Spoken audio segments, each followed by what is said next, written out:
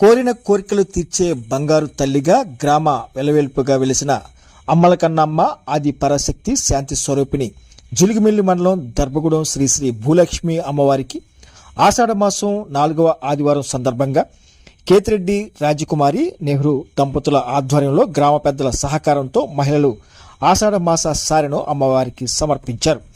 ముందుగా గ్రామంలో గల ముత్యాలమ్మ తల్లి, శ్రీ సీతారామస్వామి ఆలయం, శ్రీ ఓబులాంబ తల్లి, ఆంజనేయ స్వామి, సాయిబాబా ఆలయంలో ప్రత్యేక పూజలు నిర్వహించారు. అంగరంగ వైభవంగా గ్రామ పురవీధుల్లో ఊరేగింపుగా వెళ్లి 108 పిండి వంటలతో అమ్మవారికి సార సమర్పించారు. ఈ కార్యక్రమంలో కేతిరెడ్డి రాఘవరెడ్డి, ముప్పిడి సురేష్ రెడ్డి, కొప్పల సౌదరరెడ్డి, కక్కిరాల పాండు, అలవాల రామిరెడ్డి, అలవాల చిన్నబుజ్జి, కోటిరెడ్డి దుర్గారెడ్డి, చాటర్ది ప్రసాద్, కొండపల్లి ప్రసాద్, పొలగ వెంకట సుబ్బారెడ్డి, జంగ చిన్నిరెడ్డి తదితరులు. ఈరోజు చాలా గొప్ప విశేషమైన రోజు. ఈ రోజు యొక్క విశిష్టత ఏమిటంటే ఆషాఢ మాసంలో మనం ఆఖరి ఆదివారంలో ఉన్నాం. ఆఖరి ఆదివారం ఈ రోజు విశేషత అంటే ఆది కృత్తిగా పిలుస్తారు. ఆది కృత్తిగా అంటే ఏమిటంటే ఆషాఢ మాసంలో కనుక ఆదివారము కృత్తిగా ఈ రెండు కలిసి వస్తే కనుక దాన్ని ఆది కృత్తిగా పిలుస్తారు. ఈ రోజు అసలు సుబ్రహ్మణ్య స్వామి చాలా ఇష్టమైన రోజు. సుబ్రహ్మణ్య స్వామి చాలా ఇష్టమైన రోజు.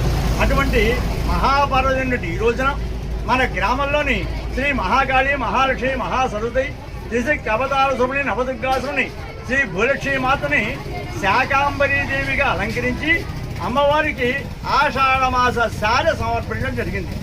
అసలు శాకాంబరి అవతారం ఏంటంటే అసలు శాకాంబరీదేవి ఎందుకు అలంకరిస్తాం? అసలు దీనికి ఉన్న చండీ ఉందండి.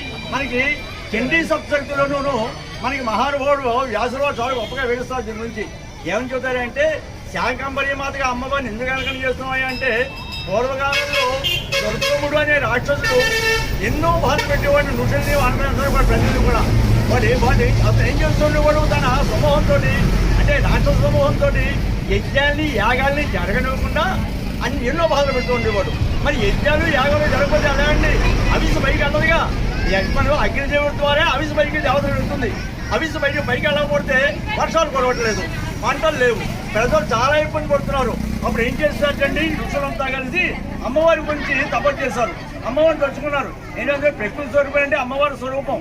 జగన్మాత గురించి అమ్మ తపస్సు చేస్తే అమ్మవారు ప్రత్యక్షమైంది. మహాతల్లి ప్రత్యక్షమై ఎలా ప్రత్యక్షమైందండి? ఆవిడ ఒక చేతిలో బాణం, ఒక చేతిలో ధనుస్సు, ఒక చేతిలో కమలం అంటే పువ్వండి. ఇంకో చేతిలో ఏముందో తెలుసా అండి?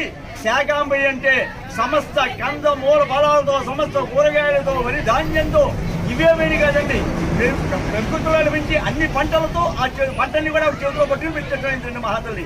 ఆ తల్లిని చూసినప్పటికీ మన వాళ్ళ చూసినంతగా మేము వెళ్ళిపోయి ఆవిడ అనేక విధాలుగా స్తోత్రాలు చేసినప్పటికీ వీళ్ళందరి పరిస్థితి చూసిందండి. ఆవిడ ఏంటంటే పంటలు లేవండి, పాపం అందరూ కూడా చాలా పక్కటిపోయి ఉన్నారు. వీళ్ళని చూసి అమ్మవారు ఏం చేసిందండి, అనుకోకుండా అమ్మవారి కళ్ళమటి నీళ్లు పడ్డాయటండి. ఆ కళ్ళమటి నీళ్లు పడ్డప్పటికి ఆ నీళ్లు ఎల్లబడి భూమి మీద పడ్డప్పటికి నదులు ఎన్నో పెద్ద పెద్ద నదులు తయారటండి.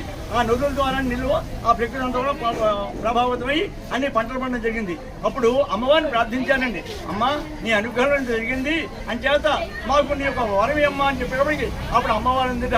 అమ్మ ఆవిడ ఏం చెప్పింది అంటే శాకాంబరి దేవిగా అంటే ఆషాఢ మాసంలో పౌర్ణమి తర్వాత ఎవరైతే అమ్మవారి యొక్క శాకాంబరి దేవిగా అంటే సమస్త కుటుంబాలతో సమర్పించి అమ్మవారిని సమర్పిస్తే వారందరూ కూడా సుఖ సంతోషంతో చెప్పింది. దాని చేత ఇక్కడ మనం చెప్పుకోవచ్చు అంటే ఎవరైతే శాకాంబరి